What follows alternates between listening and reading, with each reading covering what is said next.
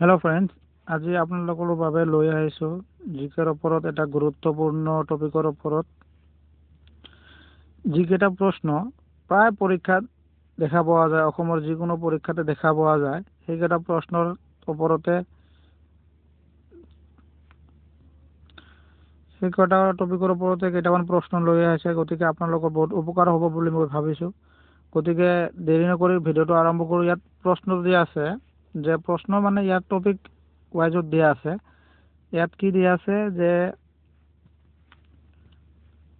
আমি ফখৰুদ্দিন আলী আহমেদ, আমি সকলোৱে জানো যে অসমৰ প্ৰথম ৰাষ্ট্ৰপতি, অসমৰ পৰা প্ৰথম ৰাষ্ট্ৰপতি আছিল ফখৰুদ্দিন আলী আহমেদ, আৰু ভাৰতৰ পঞ্চমজন ৰাষ্ট্ৰপতি আছিল ফখৰুদ্দিন আলী আহমেদ।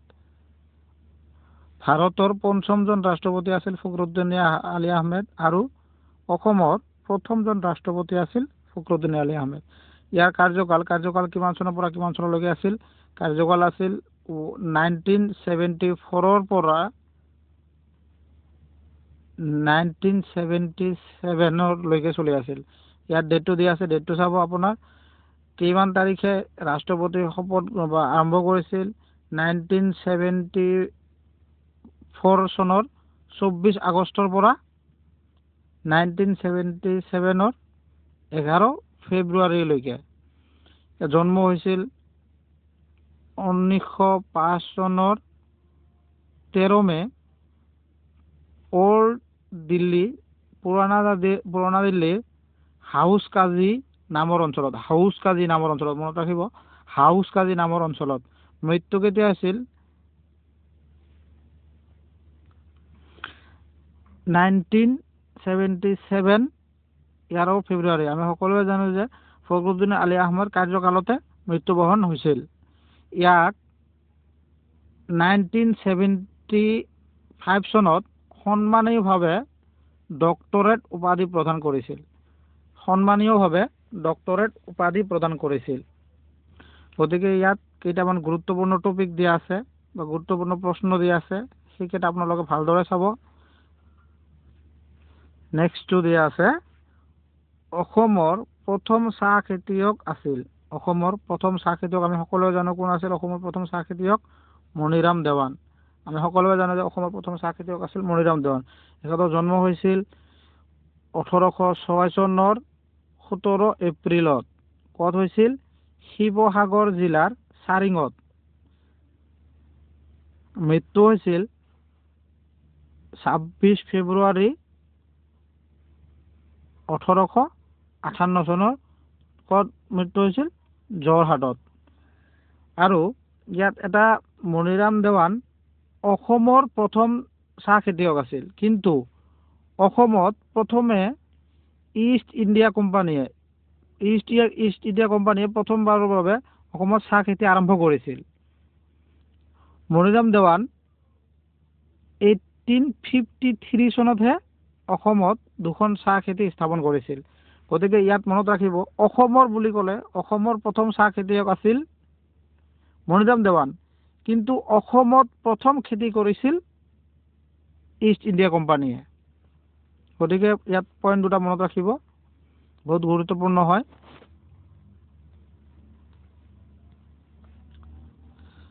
নেক্সট দিয়া আছে যে ভাৰত ৰত্ন বঁটা লাভ কৰা প্ৰথম অসমীয়া, বা ইয়াত দুটা ধৰণৰ কুৱেশ্যন থাকে।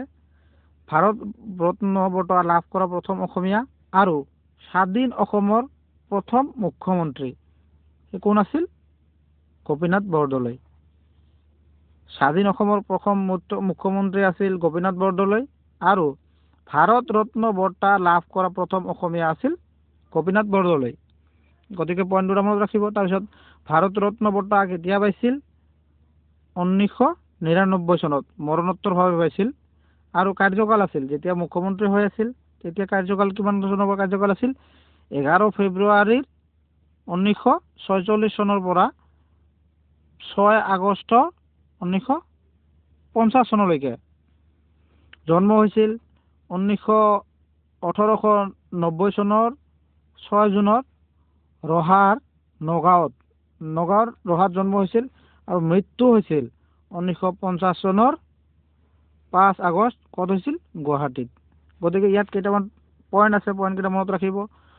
যদি কয় যে গোপীনাথ বৰদলৈৰ মৃত্যু ক'ত হৈছিল, গুৱাহাটীত হৈছিল। জন্ম ক'ত হৈছিল, নগাঁও ৰহাত হৈছিল। স্বাধীন অসমৰ প্ৰথম মুখ্যমন্ত্ৰী আছিল গোপীনাথ বৰদলৈ, আৰু ভাৰত ৰত্ন বঁটা লাভ কৰা প্ৰথম অসমীয়া আছিল গোপীনাথ বৰদলৈ। গতিকে ইয়াত কেইটামানো পইণ্ট আছে, গতিকে মনত ৰাখিব। নেক্সট দি আছে যে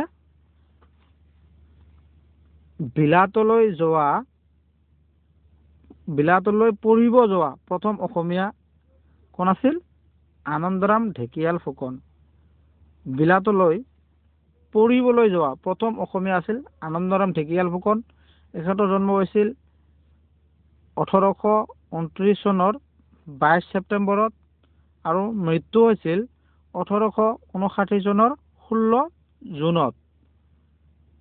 1841 চনত ইংৰাজীৰ উচ্চ শিক্ষাৰ বাবে, মনত ৰাখিব, ইংৰাজীৰ উচ্চ শিক্ষাৰ বাবে 25 দিনীয়া নৌ যাত্ৰা কৰি কলকাতালৈ যায়। তেতিয়া 25 দিনীয়া নৌ যাত্ৰা কৰি কলিকতালৈ শিক্ষাৰ বাবে গৈছিল। কতলৈ শিক্ষাৰ বাবে গৈছিল? কলিকতালৈ।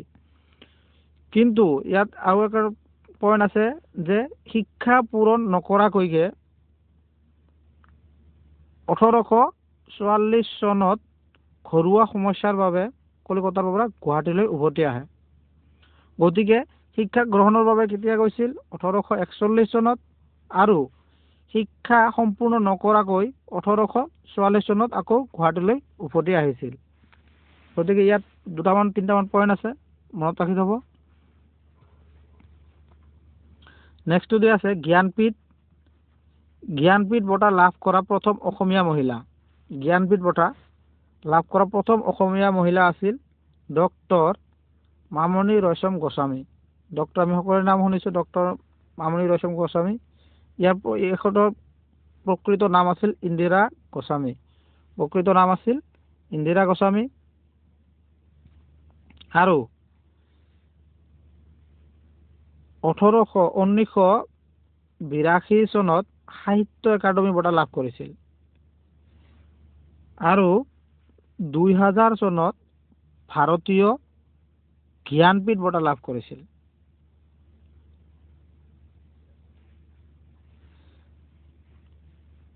তেখেত ভাৰতৰ প্ৰথম প্ৰিন্সিপাল প্ৰিন্স ক্লজ লিটাৰেচাৰ 2008 চনত আছিল। গতিকে ইয়াত তিনিটামান পইণ্ট আছে, মনত ৰাখি থব। জ্ঞানপীঠ বঁটা লাভ কৰা প্ৰথম মহিলা আছিল মামণি ৰয়ছম গোস্বামী।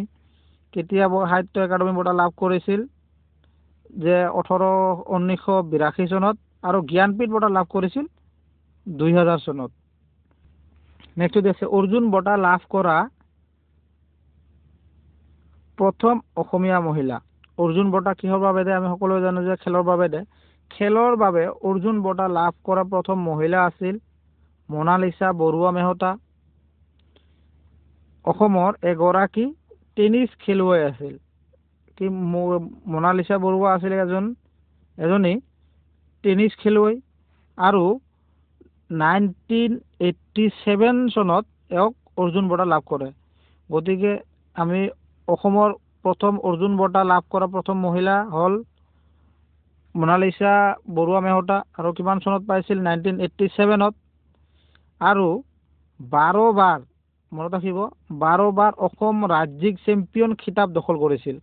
12 বাৰ অসম ৰাজ্যিক চেম্পিয়ন। সৰ্বপ্ৰথম PhD লাভ কৰা প্ৰথম অসমীয়া কোন আছিল, বা কোন হয়, বা কোনে লাভ কৰিছিল?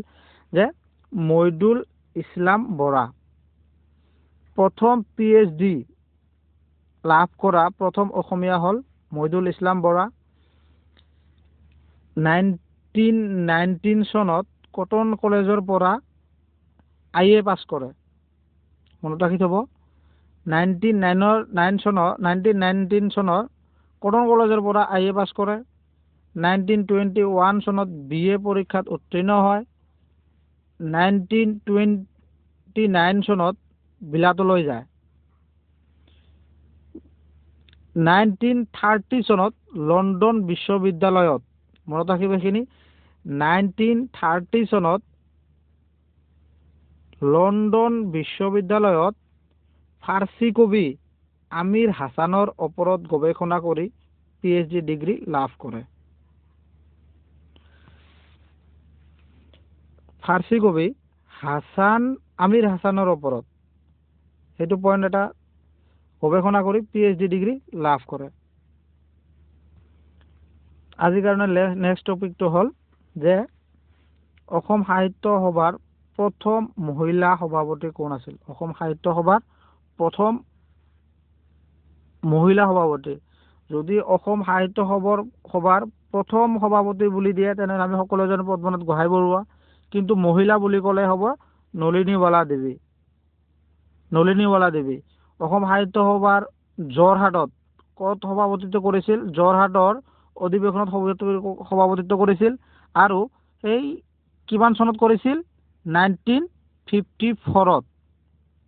1954ত এই নলিনীবালা দেৱীয়ে অসম সাহিত্য সভাৰ যোৰহাটত সভাপতিত্ব কৰিছিল।